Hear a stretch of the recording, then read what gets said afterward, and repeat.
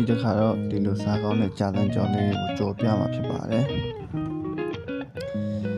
ဒီလိုကြာသံကြောမဆိုရင်အရင်ဆုံးကြာသံဒီလိုအထုပ်ဝယ်ပြီးတော့ပေါ်ကြီးစိန်ရတယ်ပေါ့နော်ရေစိန်ပြီးတော့ဒီလိုဖြစ်သွားရင်နေပေးထားတာပေါ့နော်ဘယ်နှပြားလေးနဲ့နေတယ်ဒါတော့ကြော်ဖို့ဝတ်သားပဲဒီရကော်ပီမုံလာဥနီပေါ့နော်အဲဒီကိုစိတ်ထားပါမယ်ပြီးရင်စီပူရင်ကြောက်ဥနှလုံးပေါက်ထည့်လိုက်မယ်ကြောက်ကထိတ်ချင်တော့ထည့်ရပါမယ်ကျွန်တော်တို့နှလုံးလောက်ထည့်ပါတယ်ဗီဒီယိုရှေ့အောင်မှဆိုဖြတ်ထားတယ်ပြီးဘဲဒီထည့်မယ်ပြီးရင်ဒီထားတဲ့ကော်ပီနဲ့မုံလာဥနီကိုထည့်ပါမယ်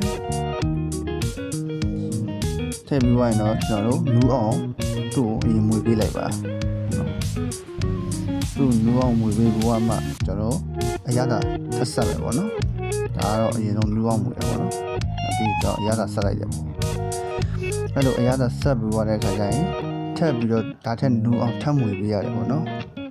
ဒီလိုလေးနူးသွားအောင်ထားပြီးသွားရင်အမှကျွန်တော်ဝတ်သားကျွန်တော်ပထမအရင်ဆုံးဒေဘူးကတ်ထားပြီးသားဆိုတော့ဒါလေးကိုအခုမှထည့်ရတယ်ပေါ့နော်ဒီလိုအကုန်လုံးအရသာဆက်ပြီးသွားရင်နူးသွားရင်မှဝတ်သားကိုထည့်လိုက်ပါတယ်ဝတ်သားကိုဒီလိုထည့်ပြီးသွားတဲ့အခါကျရင်ကျွန်တော်မွေပေးပြီးသွားရင်ကျွန်တော်ကြာစံဆက်ထည့်ရပါမယ်ဒါဆိုအိုးကကြက်လူကြီးပါဖြစ်သွားပြီပေါ့နော်အဲတော့ကြာစံထည့်မယ်ကြာစံထည့်ပြီးသွားရင်ကျွန်တော်မွေပေးရပေါ့နော်အဲ့လိုမွေရနှက်ဆက်အောင်မွေပြီးသွားပြီဆိုရင်ဒါစားကောင်းတဲ့ကြာစံကြော်လေးတစ်ခုဖြစ်သွားပြီပေါ့နော်ရောဗီဒီယိုအရင်ရှင်းမှာဆိုလို့ကျွန်တော်ဖြတ်ချထားတာပေါ့နော်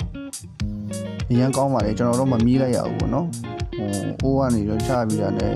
ကျွေးတဲ့အခါကျတော့ဟိုလေးဆိုတော့လူတွေကအရင်ကောင်းတယ်တဲ့အရင်ကြိုက်တယ်တဲ့ဆိုင်ဖွင့်ကြတော့ဖွင့်လို့ရတယ်ပေါ့နော်ကျွန်တော်အဲ့လိုပြောကြတယ်ပေါ့အားလုံးကျေးဇူးတင်ပါတယ်